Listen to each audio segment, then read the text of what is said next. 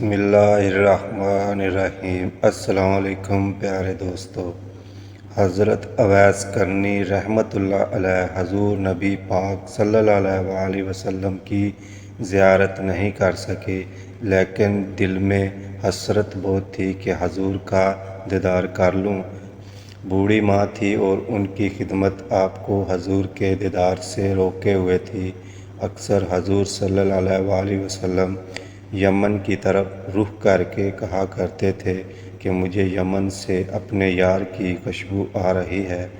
ایک صحابی نے کہا، حضور آپ اس سے اتنا پیار کرتے ہیں اور وہ ہے کہ آپ سے ملنے بھی نہیں آئے، تو آپ صلی اللہ علیہ وآلہ وسلم نے فرمایا کہ اس کی بوڑھی اور نابینا ماں ہے جس کی اویس بہت خدمت کرتا ہے اور اپنی بوڑھی ماں کو تنہا چھوڑ کر نہیں آ سکتا۔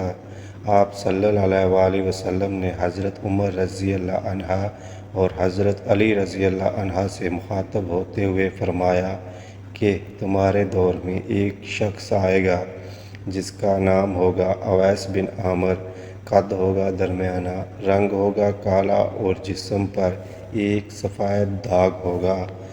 جب وہ آئے تو تم دونوں نے اس سے دعا کروانا، کیونکہ اویس نے ماں کی ایسی خدمت کی ہے، جب بھی وہ دعا کے لیے ہاتھ اٹھاتا ہے تو اللہ اس کی دعا کبھی رد نہیں کرتا۔ حضرت عمر 10 سال خلیفہ رہے اور ہر سال حج کرتے اور حضرت اویس کرنی کو تلاش کرتے، لیکن انہیں حضرت اویس نہ ملتے۔ ایک دفعہ حضرت عمر نے سارے حاجیوں کو میدان عرفات میں اکٹھا کر لیا اور کہا کہ تمام حاجی کھڑے ہو جائیں، پھر کہا کہ سب بیٹھ جاؤ، صرف یمن والے کھڑے رہو، تو سب بیٹھ گئے اور صرف یمن والے کھڑے رہے۔ پھر کہا کہ یمن والے سارے بیٹھ جاؤ، صرف قبیلہ مراد والے کھڑے رہو، پھر کہا مراد والے سب بیٹھ جاؤ، صرف کرن والے کھڑے رہو، تو صرف ایک آدمی بچا، اور حضرت عمر نے کہا کہ تم کرنی ہو؟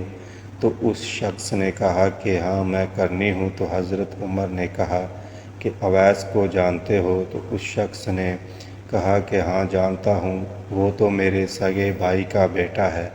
آپ نے پوچھا کہ اویس ہے کدھر؟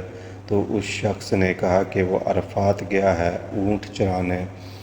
آپ نے حضرت علی رضی اللہ عنہ کو ساتھ لیا اور عرفات کی طرف دوڑ لگائی۔ جب وہاں پہنچے تو دیکھا کہ اویس کرنی درخت کے نیچے نماز پڑھ رہے ہیں اور اونٹ چاروں طرف چر رہے ہیں۔ آپ دونوں آ کر بیٹھ گئے اور حضرت اویس کرنی کی نماز ختم ہونے کا انتظار کرنے لگے۔ جب حضرت اویس نے سلام پھیرا تو حضرت عمر نے پوچھا، کون ہو بھائی؟ تو حضرت اویس کرنی نے کہا، میں اللہ کا بندہ۔ تو حضرت عمر رضی اللہ عنہ نے کہا کہ سارے ہی اللہ کے بندے ہیں، لیکن تمہارا نام کیا ہے؟ تو حضرت اویس نے کہا کہ آپ کون ہیں؟ حضرت علی رضی اللہ عنہ نے کہا کہ یہ امیر المومنین عمر بن خطاب رضی اللہ عنہ ہیں اور میں علی بن ابن طالب ہوں۔ حضرت اویس کا یہ سننا تھا کہ وہ تھر تھر کانپنے لگے اور کہا کہ جی معافی چاہتا ہوں، میں نے آپ کو پہچانا نہیں تھا، میں تو پہلی دفعہ حج پر آیا ہوں۔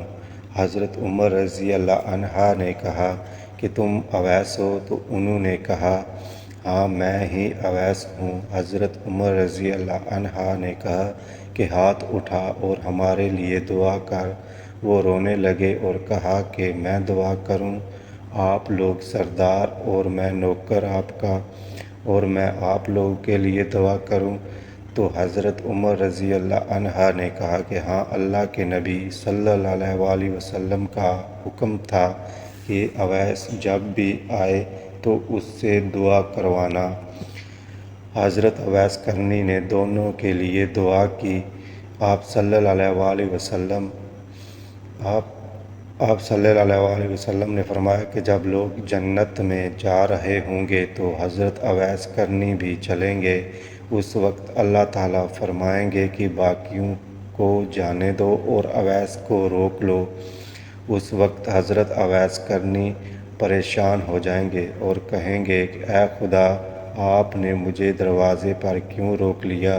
تو اللہ تعالیٰ فرمائیں گے کہ پیچھے دیکھو۔ جب پیچھے دیکھیں گے تو پیچھے کروڑوں اربوں کی تعداد میں جہنمی کھڑے ہوں گے۔ تو اس وقت خدا فرمائیں گے کہ اویس، تیری ایک نیکی نے مجھے بہت خوش کیا ہے۔ اپنی ماں کی خدمت کر کے تو انگلی کا اشارہ کر، جدھر جدھر تیری انگلی پھرتی جائے گی میں تیرے طفیل ان کو جنت میں داخل کرتا جاؤں گا۔ اللہ تعالیٰ ہم سب کو جہنم کی آگ سے محفوظ رکھے، آمین ثم آمین۔ ویڈیو پسند آئی ہے تو ویڈیو کو لائک اور چینل کو سبسکرائب کر دیں اور بیل آئیکن کو بھی دبا دیں تاکہ مزید آنے والی ویڈیوز کا نوٹیفیکیشن آپ کو ملتا رہے۔ اللہ نگہبان۔